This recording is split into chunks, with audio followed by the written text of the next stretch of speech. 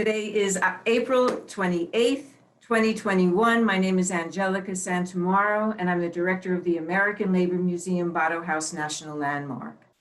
Today marks the 50th anniversary of OSHA, the Occupational Safety and Health Administration. Yet here we are 50 years later, and we still have problems in the workplace.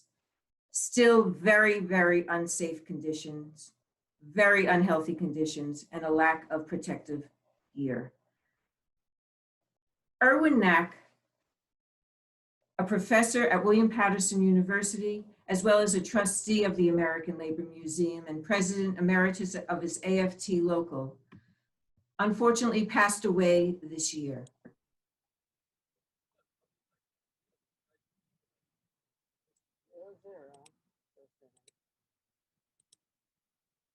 In his honor, I am making the announcement that this is the first of an annual Workers' Memorial Day named in his honor. So welcome everyone to the first annual Irwin Nack Workers' Memorial Day Candlelight Vigil. And I will be reading the poem, The Plan, by Sue Waltz. It's ordinarily written for two people and he would take one part, but I'm going to do it and feel his spirit. I am your mother, father, sister, brother, child, partner, lover, friend.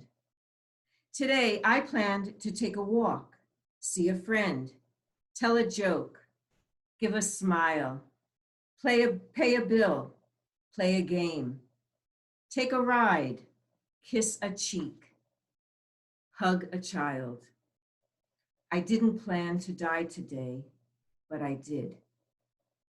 I planned to go to work, build a bridge, pave a road, fix a pipe, teach a class, save a life, paint a room, write reports, enter data, work the line, wire buildings, walk the iron, erect the steel.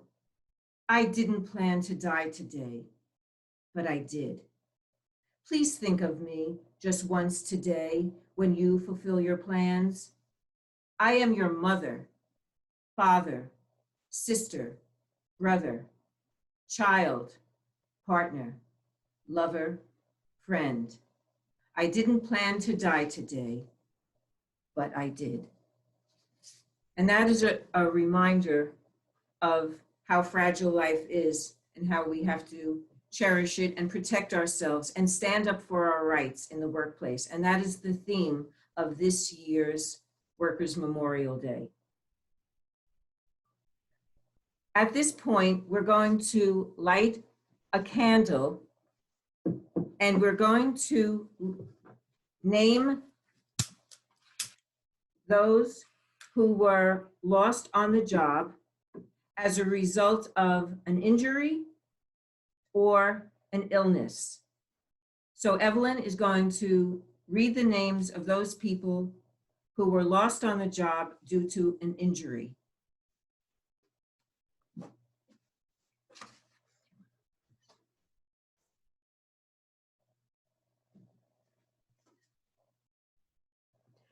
Horatio Diaz Juarez, 61 years old, crushed between a rail car and a concrete wall. Jared Petruska, 34 years old, killed in a trench collapse. Mario Perez Kalel, fall from a roof, 37 years old. Roy Granado, 49 years old, fall from a ladder. Wander Santos, 47 years old, fall from fabricated frame scaffold. Aldio Williams, 25 years old, a painter, fell while climbing into a ship's chain locker. Kyle Golasco, 23 years old, employee struck in the head by metal plate during an explosion. Miguel Salas, 45 years old, electrocuted. Jody Terwilliger, 58 years old, struck by a tree branch. Sang Kai Park, 58 years old, struck by a vehicle. Abel Macau, 55 years old, fall from a scissor lift. Alvin Garrick Barnes, 48 years old, struck by high-pressure water.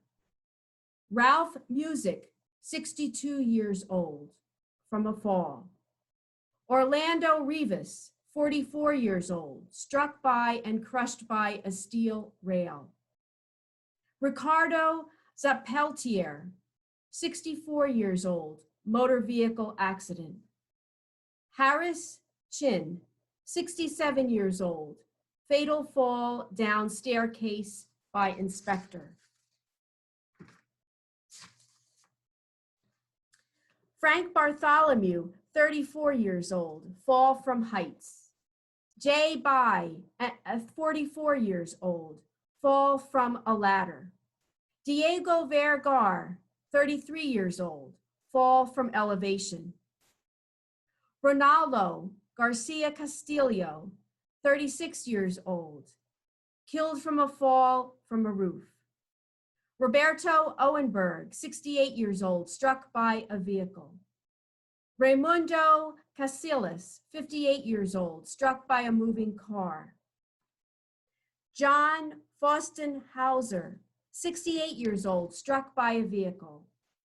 Louis Proslomiexi, 53 years old, rolled over by a mower. Robert Clark, 57 years old, heat stroke. Carlos Santana, 65 years old, electrocution. Jose Antonio, 67 years old, electrocution. Michael Casica, Sr., 66 years old, collapsed to the ground. Juan Raul Salazar Jimenez, 36 years old, fall from a tree. Eugene Hill, 71, crushed by tire trucks.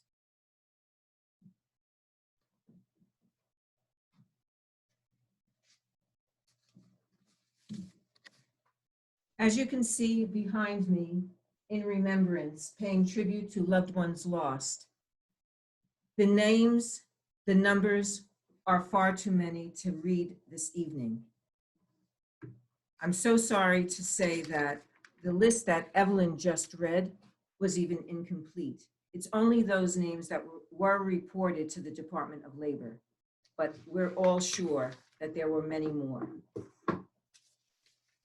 Instead of reading all of the names tonight of those who died from COVID-19 in the workplace, I will name those occupations that were reported to the Department of Labor. Nursing home workers, registered nurses, medical technicians, nurses' aides, diet assistants, housekeeping employees, licensed practical nurses, receptionists, and bus drivers. Again, we know that there were so many more, but they weren't reported to the Department of Labor. Orlando Riley is the president of the Amalgamated Transit Union in New Jersey. He's the president of the State Council, and he gave me the names of bus drivers that I will share with you tonight. From Local 540, Isaiah Williams. Local 819, Ned Duque.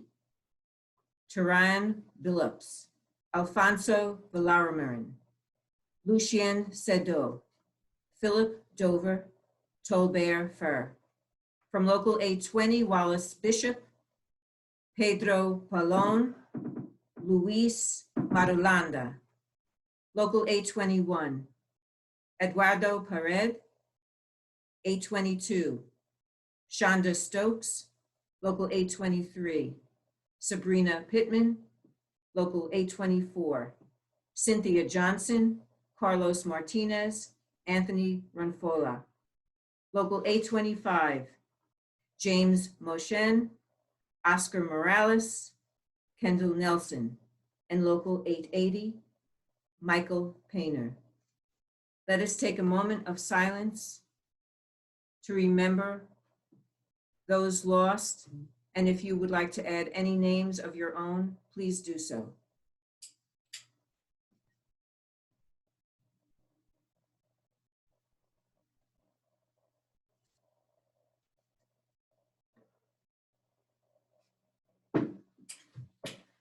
Brothers and sisters, let's hope that we don't have to have any more Workers' Memorial Days.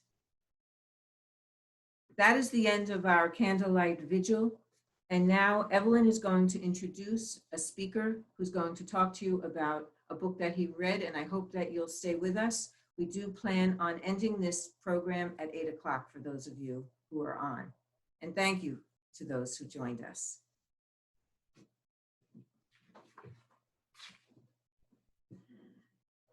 It is my pleasure to introduce a wonderful supporter of the museum and friend of the museum in many ways. Mr. Mark Torres, Esquire, will discuss this evening his recently published book entitled Long Island Migrant Labor Camps, Dust for Blood, published by the History Press this year, 2021. Mr. Torres, a labor and employment attorney, in his book chronicles the harshness of migrant laborers' experiences and the heroic efforts of those who fought to improve the lives of these essential agricultural workers. And of course, this book is available, and Mark would be certainly happy to sign copies for you. So I'd like to turn the program over to him. We will have time for questions and answers, Q&A at the end. And Mark is going to share some images with us. So I'm going to take a moment to do a technical share with him to make him our host so that he can share his images. And thank you so much, Mark, for sharing with us today. Thank you, Evelyn. And I would be remiss if I didn't name two names from our local 810 in Long Island City, Queens, Brother Nelson Silva and Brother Brian Dutton, who both left us far too soon.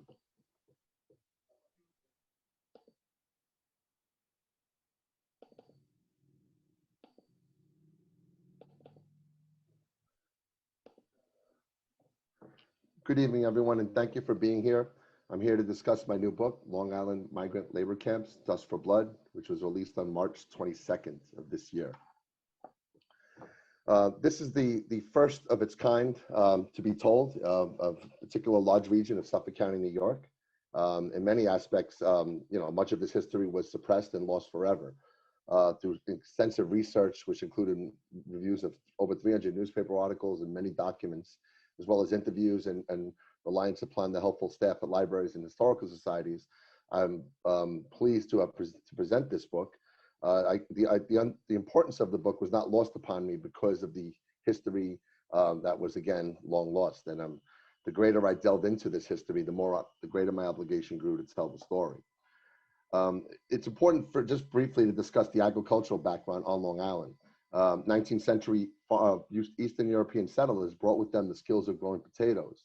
And Suffolk County Farm Bureau was established in 1916. Here you see a promotional vehicle of a car in the 1940s shaped in the shape of a potato, proudly promoting their potatoes. A true industry was formed, and with incredible output by 1943, there were 55,000 acres of potatoes grown in the county and 13,000 acres of other crops.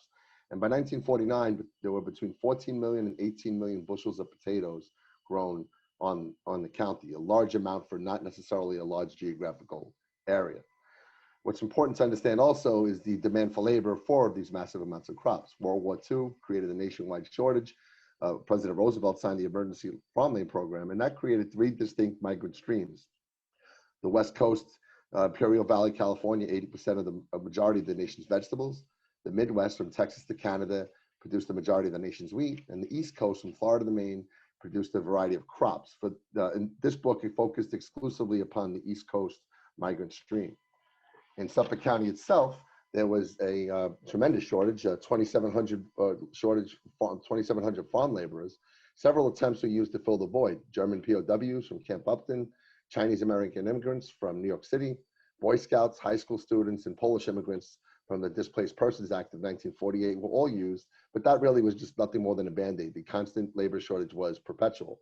Eventually, the US government contracted with the islands of Jamaica and Barbados for farm laborers. However, that only lasted until the late 1940s when the war ended and the wartime program winded down, and Suffolk County growers began to rely almost exclusively upon Black farm workers from southern US states and some workers from Puerto Rico. And by 1960, of the 4,500 migrant workers, most of them were Black from the US states and 1,500 or so Puerto Rican migrant workers. Here you see a large swath of land on Long Island. You know, if anyone to visit area today, they would see the large vineyards, beautiful open countryside. Prior to that, there were these large potato farms, and they, you know, this work is very underestimated. It's labor intensive. You see a lot of bending, crawling, kneeling. They call this stoop labor, and unrelenting elements of the weather. Workers are always outside performing these duties. One crucial element in the story and history is that, well, the National Labor Relations Act was passed in 1935. That allowed workers, it's federal labor law, allowed workers to join unions and engage in protected concerted activities to address and improve working conditions. Sadly, agricultural workers were and still are specifically excluded from this federal labor law protection. One attorney noted that they took the most vulnerable part of the American labor force and threw them out of the lifeboat. Also, many of these workers, since they were out of state, they had no voting rights to make to better conditions at the camps. With the thousands of workers entering the state each harvest season for work, New York State had to devise a way to accommodate these workers. Several counties upstate in Suffolk County were selected to use mobile labor camps. In 1946, the migrant registration law was enacted that required all employers, crew leaders, and contractors to register with the Department of Labor. Later in 1954 and 1958, Governors Dewey and Harriman signed sweeping laws to regulate the labor camps, and also local zoning was required in small municipalities. In 1943, the first of 4 labor camps went up in the towns of Peconic, Greenport, Kings Park, and Port Jefferson. And by 1951, there were 28 registered labor camps, and then by 1958, a massive jump to 134 registered labor camps in a county. Likely there were many others that were unregistered, but this by far was the peak period. 1960, a slight dip to 120 camps, and then each successive decade, the camps declined for reasons I'll explain shortly. What is a labor camp? It's used interchangeably, but in essence, it is a physical structure used to house migrant laborers.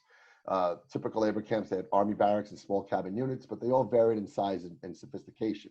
They could include shacks, rundown buildings, private homes, storage units, abandoned structures, and in one case, a historic mansion was used as a labor camp in Greenport. The camps always were in poor to terrible conditions. They always had this prison-like atmosphere shrouded in secrecy, and the farmers really went to great lengths to keep outsiders out of the camps to report on the conditions. And the camps, again, with the isolation, they were always unsanitary, poorly maintained and hazardous, dangerous with no security. And also there was no privacy. Many of the workers slept in a bullpen-style sleeping area, which is really a large room with many beds lined up next to it, in some cases bunk beds. But again, that allowed for no privacy at all. And of course, because many of these workers were deemed as outsiders, there was little public sympathy garnered to help the public to help make change to the condition of the camps. The first recorded labor camp in Suffolk County was located in Peconic. It was known as the Lake Lodge Labor Camp. It opened in 1943. Approximately 100 farm workers from Jamaica under contract with the US government worked at this camp. Within weeks, 3 other camps in Greenport, Kings Park, and Port Jefferson also added. For all 4 told, were about 400 farm workers at these camps. They were reportedly in fair condition, again, because there was government oversight, and they were in short duration. They generally closed by 1947 after the US ended these contracts with Jamaica. Here you see a photograph of the Lake Lodge building, and the camp was part of within this building, as well as the side and rear of the property where structures were put up to house the workers. By far, the largest and most notorious camp known in New York is the Ketchup labor camp on Ketchup, Long Island. located on Cox Lane. It's in 1944, a group of growers from Southold and Shelter Island formed the Eastern Suffolk Cooperative, a company, if you will. They formed this company, purchased the land for the camp, and constructed the camp, which consisted of army barracks, cabin-style units with military platform tents. This camp was quite large. It had the capacity to hold up to 300 workers. It was the largest known camp, certainly on Long Island and likely New York State. It had the only known school for migrant children. Helen Prince, a notable teacher and historian of Southold, was the teacher at the camp for well over 10 years. And it was also a daycare center for children of migrant workers, a small restaurant known as the Dixie Bell Inn, and a small store, which always really charged for goods and services at high markups to the workers. Here is a photograph of the Ketchup labor camp. The small girl you see standing in the middle of a road, which was called Main Street. All the way in the rear to the right, you see the large bunker, which is where the single men would have slept in the large bullpen style units. To the right and left were the cabins with military platforms. Here you see a photo inside one of the camps. You see debris strewn on the floor, the wood paneling. There was no fireproofing, certainly very hazardous and run down. And over the years, here's another photo as well. You notice the 2 double bunk beds on each side of the screen, which easily could have accommodated up to 4 people in this small room. Again, you see the kind of hazardous, dangerous, rundown conditions that they typically were. And over the years, this camp was deteriorating. It was featured in the documentary 1960 called Harvest of Shame by Edwin Amaro of CBS News, who aired it on Thanksgiving to shame the nation for the treatment of farm workers throughout the country that existed then and certainly sadly exists today. Over the years, the camp continued to worsen and deteriorate. The bathroom facilities were always in poor condition and limited. In one instance, there was 1 working stall for 38 men in a season, and conditions continued to worse. Sadly, in 1961, and certainly resonates to today's ceremony, 4 workers were killed at this camp. 2 of the workers were found dead inside the sleeping quarters. Another who actually escaped but went back in to retrieve a pair of shoes that he bought was succumbed by the smoke and he passed on. And a 4th one who was pulled out of the fire, but he died later at a nearby hospital. The cause of this fire was that the 4 workers snuck in a kerosene stove because they could not afford the 75-cent cost of meals. A truly tragic turn of events, and quite frankly, a miracle that others didn't perish in this tragic fire. Over the years, the camp continued to deteriorate. By 1970, they lost their permit temporarily. And by 1983, the land was sold. And 1 year later, the Eastern Suffolk Cooperative dissolved, almost 40 years to the date of its first opening. The camp, the owners of the Eastern Suffolk Cooperative also operated what was known as the Greenport Labor Camp. This was at a former mansion, the Richard Conklin Mansion in Greenport, built in 1862. It was the site of the Kerwin Golf Course and the Soundview Stock Farm, which raised champion horses, including Rarest, a famous, for the time, champion racehorse. Edward H. King, a prominent grower from Orient, purchased the land and leased it to the Eastern Suffolk Cooperative to run the camp. One notable occurrence here in 1947, a group of 200 Mexican workers walked off the job protesting the wages that they were being paid. At the time was 60 cents. They felt it should have been more. There was a 1-day hearing at a local school. The workers had no representation. The agricultural board naturally ruled in favor of the growers, and the workers went back to work next day. Seemingly isolated incident, but a rare showing of unity for the time, and really for any time amongst farm workers. This camp was in existence till approximately 1966 when it closed. To the left of the photograph, you see through the trees a rare image of the Greenport Labor Camp, and to the right you see the structures that were built around the side and the rear of the property to accommodate the workers. In 1960, more data, I was able to retrieve more data and present that in the book. In Southold Township, there were 24 camps with over 600 workers. In Southampton, which everyone knows is the Hamptons and the rich and famous kind of live and glamorize, there were labor camps there as well. There were 13 camps with over 200 workers. Riverhead had 30 camps with 400 workers. Brookhaven, which is more west towards Nassau County, had 20 camps with over 300 workers. And Shelter Island, which is a small island between the North and the South Fork, had 2 camps in 1960 and also the beanery plant in the 1950s. Here you see a map created by the Suffolk County Migrant Labor and Slum Housing Commission. Each dot on the map denotes a labor camp at the time in 1960. There are 120 dots for 120 registered camps. Again, likely there were more.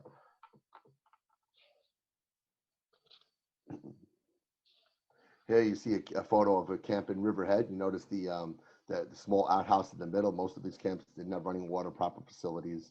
They were as really as rudimentary and run down as they all appear to have been. Here's another photo as well of a camp in Riverhead. In the 1950s, on Shelter Island, there was a plant known as the beanery. This plant was quite sophisticated for its time. They produced in quite great numbers. They flash froze lima beans and cauliflower and sold them to companies like Libby's and Birdseye. Many of the workers worked on this large, dangerous equipment. You know, it was again, always susceptible to injury and you know, concerns for the camp. The camp where these workers resided was approximately a mile away from this plant, which is an old barn which still exists today. Many of these photos are within the book. This camp ran approximately for about 7 or so years until 2 back-to-back hurricanes and a pestilence of insects really ravaged the camp, and they plant and they closed it for good. And luckily, we're fortunate to get these records and share this information. Above all else, this book and this story is a human story, and it's important to understand the identity of the workers. I mentioned the workers initially from Jamaica and Barbados and Mexico and Puerto Rico, and then shifting almost entirely to Black workers from the U.S. South. The crew leaders, who really were the contractors and middleman, if you want to call it that, contracted with the growers and basically rented the camp and then recruited the workers and employed the workers and basically controlled every aspect of the workers' lives while on Long Island. The growers, the farmers, they exclusively outsourced all responsibility for the workers to the crew leaders and enjoyed the pool of labor that they would drive up to the camps each day, pick up certain workers, bring them back to work on the farm, and bring them back at the end of the day. And that was the extent of their responsibility, which they seemed to enjoy, sadly. Of course, the public and the government also have a part to play in this matter. The best way to describe the economics of a labor camp was a cycle of perpetual debt. Housing, food, transportation, and other fees, sometimes hidden and usually paid on credit with huge markups, were always deducted from the weekly earnings of the workers. One worker in Riverhead, a woman went to complain that Social Security taxes were coming out of her check, and she did not even have a Social Security card. It gives you an understanding of the kind of fraudulent activity that was going on by these crew leaders. Payday was known to be on Saturday nights, and people asked where the title Dust for Blood comes from. In one of the documentaries, the worker explains how they work very hard and expecting to get a certain amount from the earnings, and it's always less, far less than what they expected, hence Dust for Blood. Wine was often used to control the workforce. Many of the workers they were recruited were known to be prone to alcoholism, and if they were to complain or object to the treatment or the exploitation, more often than not, a crew leader would give them a bottle of wine and say, just sleep it off, we'll talk tomorrow, and that only furthered the cycle of dependency. One of the largest problems in this system was that there was no pay during work stoppages. So if a worker for $1.35 an hour for an 8-hour day would be $10.80. However, if there was a 4-hour work stoppage for a machine failure, that worker had to remain on site until the camp comes up. So he would only work for 4 hours, stay there 8. That in essence cuts the daily pay in half. And all along, those workers are still incurring the daily debt of staying at the camps. Workers who complain face retaliation or worse. There was one instance of a crew leader at the Ketchup camp. He was outraged that 4 workers, it was a cold day, they were huddled in the cabin, they didn't want to work, they said they were ill. The crew leader was so irate that he disconnected the fuel line to provide heat to that cabin. Within 3 weeks, 3 of the 4 workers died of pneumonia. It was that kind of vicious retaliation and situations that were occasionally occurring at these camps. Of course, theft, violence, manipulation, and exploitation were all too common. Exploitation by the crew leaders, and it starts from the beginning when they recruit workers. They would know to go to certain areas, rundown areas, and try to recruit transients, adults, children, lure them with false promises, in some cases by force, the term known as Shanghai. They would take these workers and just bring them back to Long Island. One case, a 15-year-old boy from Georgia, Alfonso Mahone, was recruited by false promises, brought to work on Long Island in Bridgehampton, worked for 2 weeks at a camp, hurt his hand, was denied treatment, evicted from the camp, made his way back to Riverhead, this is approximately 25, 30 miles, eventually got a ride home, and the Department of Labor did step in to get his money back. And as horrifying as that scenario encounter was, that was a success story. Many occasions it didn't work out so well. Workers would not get their money back, or certainly not get a ride back. There were many other types of many other characters and crew leaders who were known for vicious and abuse. James Brown of Mattatuck, he was charged with stealing wages from workers. James Colville was known to beat his workers with a hammer in his fists. Ernest Mitchell was charged with beating male and female workers, as well as theft and tax evasion. These crew leaders were quite notorious and vicious in running these camps. The book delves into the psychological impacts of the isolation, boredom. The camps always located from the nearest town centers, little recreation. They were always seen as outsiders, a little desire to help. No privacy. There was always prone to theft, bullying, violence, harassment, sexual abuse. Newsday reporter noted that wine is the lifeblood of the migrant worker. He explained the rampant alcohol abuse at the camps. Health and safety, which is again a prominent tone in our discussion today. At the time, farm workers had a lower life expectancy, high infant mortality rate. The dangerous and hard work, stoop labor, also pesticide-related injuries, infectious diseases like tuberculosis and sexually transmitted diseases, and little access to adequate health care, which could have saved lives. 1956, a man named Arthur Drew was found dead along the side of the road, suffering from pneumonia. Another man, Pedro Fuentes, 1971, he was an epileptic, and his frozen body was found dead behind a tree between two camps. Easily treatable conditions, sadly, they were not. And of course, the work is very dangerous, and again, the bending, crawling, the machinery, it's always taxing on the body. By 1970, the accident rate for farm workers was 3 times greater than any other industry. And by 1980, it was deemed more dangerous than mining. And certainly a tragic, dangerous thing. And of course, when you cram people in dangerous conditions and you exploit them physically and economically, crime and violence are expected, natural results. The book covers many examples of beatings, attacks, violence, stabbings, murders, and all of this had an effect on those living at the camps, as well as the local economy, the community, and the first responders. Riverhead, which is the largest town east of Long Island, the largest city, if you will, municipality, in 1960 had 60% of the camps and 70% of the total migrant workers. So it was a natural draw for workers who wanted to settle in the area.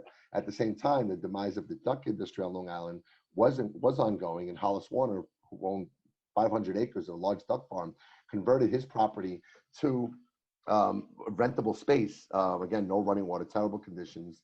And there was no housing code in Riverhead that could have prevented this. So really anyone could have put up a structure and call it a home. Again, crime, suffering, and death, and the impact on the county economy and the first responders was tremendous. Here's a photo of one of the duck buildings that Hollis Warner would have converted. Here is inside, you see the massive amounts of ducks. He would have converted this type of property, put up a wall, and rented them to workers. Again, terrible conditions. All of these had terrible circumstances and, of course, death.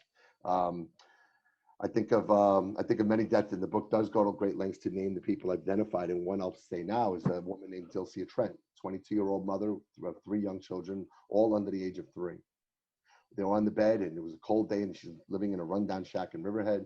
She was cold. She went to light a kerosene heater. The match fell on the rug. The rug was saturated with kerosene and started to go up in flames.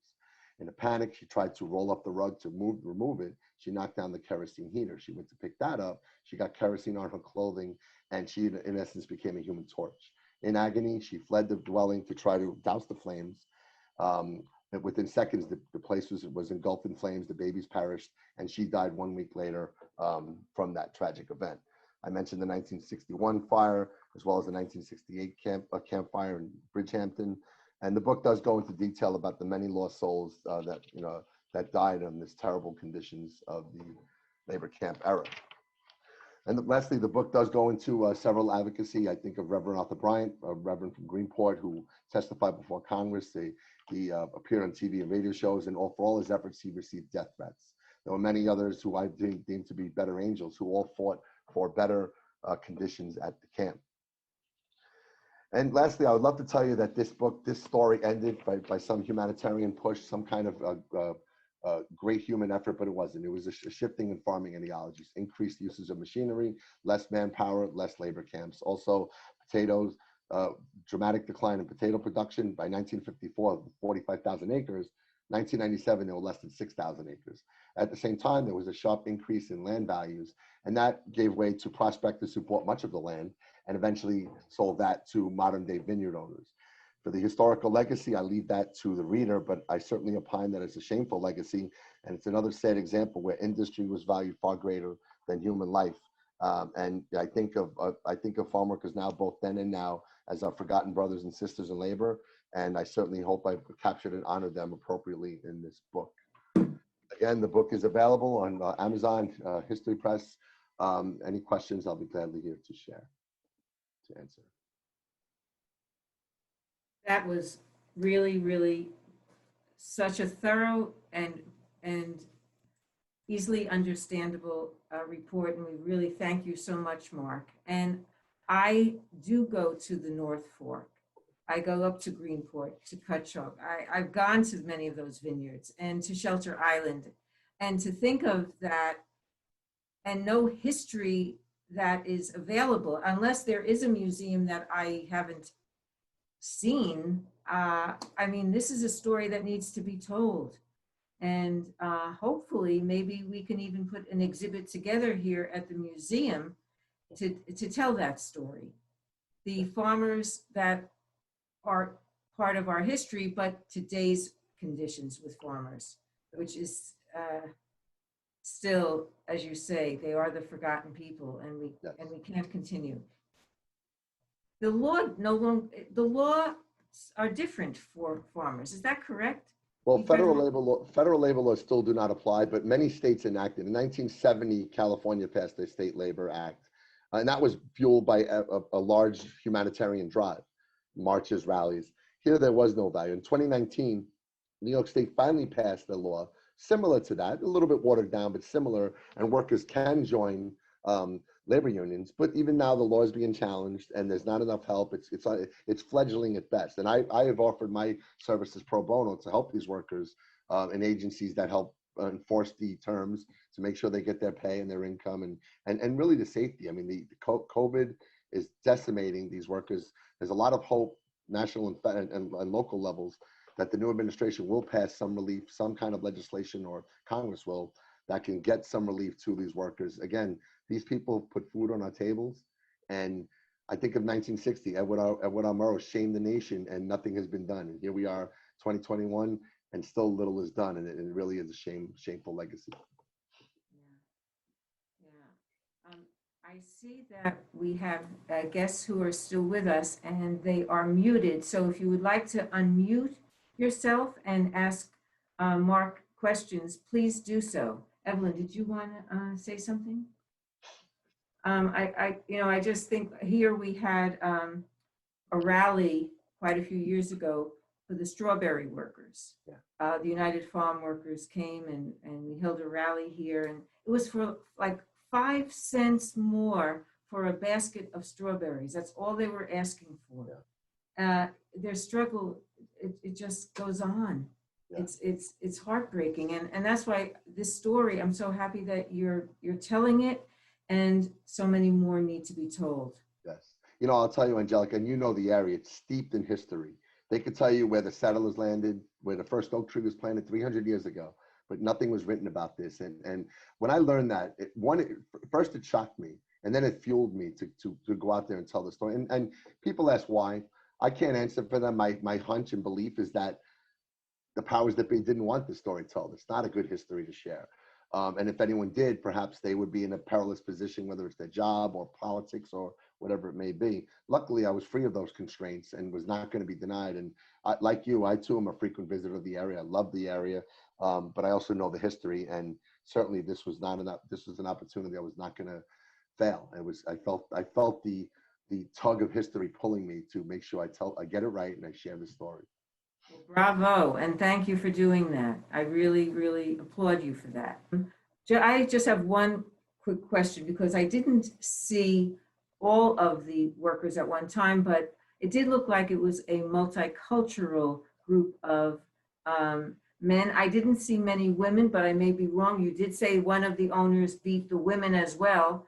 So can you tell us a little bit more about the population? You may have said it and I may have missed it. No, that's fine. So initially, and it's an important question, because people ask, who are these workers? Did they cross the border? There's a lot of vitriol these days, sadly, with people, railing against immigration and what they would call illegal aliens. All the workers in this book were U.S. citizens or came on a U.S. work visa. Initially, it was workers from Jamaica and Barbados. They were on U.S. work visa, as well as Mexico and then Puerto Rico, and primarily a shift to Black workers from the U.S. South. Now, that had many reasons, and the more I give this lecture and learn as I retell the story, that came a lot through the crew leaders, who were mostly Black themselves, also from the South. So they had a kind of knowledge on both ends. They knew the farmers that they can work with. They also knew where they can prey and recruit workers and lure them to Long Island. You know, one thing I'll say, in one case, a crew leader from Arkansas, he would go to a bar and work up these workers. The moment they step on that bus to go to Long Island, they were on debt to the crew leader, $15 each way. Now, that's a lot of money at that time, 1960, 1968, a lot of money to be in debt the moment you start. And then everything is purchased on credit at high markups. So, you know, it was a really cunning way for them to use their knowledge on both ends, where they can get the labor and who they can contract with. But that was the demographics largely. Of course, there were some local people who worked on and off, but the focus was the book was from those who came from outside the state to work at these, because where else could they stay? There was little options for affordable housing. You know, there was no other options but the camps, by and large. Yeah. Well, thank you again, and thanks to all of you who joined us this evening. We are recording this, and we will have this posted on our Facebook page as well as on YouTube. And if you want further information about Mark's book and you missed that information that he had posted, you can always call us at the museum or visit our website at labormuseum.net. So thank you. Stay safe, healthy, and enjoy the rest of the evening. Thank you. Good night, everyone. Good night. Thanks again, Mark. My pleasure. Thank you for having me.